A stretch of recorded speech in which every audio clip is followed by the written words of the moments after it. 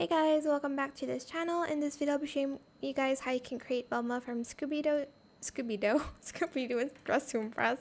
Sorry, I'm like on a rush a little bit, but select this hair and select only bangs, and we're going to color it this color here. Oh, actually we're going to color it brown. I don't know what I'm saying. Then we're going to select this hair here and no bangs in that color as well. And then we are going to grab this sweater. I know it's not turtleneck, but it's the closest thing to her outfit in the second toggle, of course. Get this skirt and color it this red 5D1C1C. Get these shoes in red.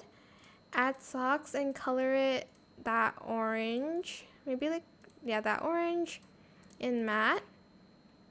Then grab these socks, select no feet and high stripe socks in that same orange color as well. Lastly, we are just going to put on glasses. I wish we still had those like weird round glasses. Oh, sorry, square, but this will do. And that is it. That is how you can create Velma. Super simple and easy to do. I hope it was helpful for you guys. Don't forget to like, comment, share, and also subscribe to this channel if you haven't done that already. If you have any more questions about this video, just leave it in the comment section down below. I will try my best to answer them all for you guys.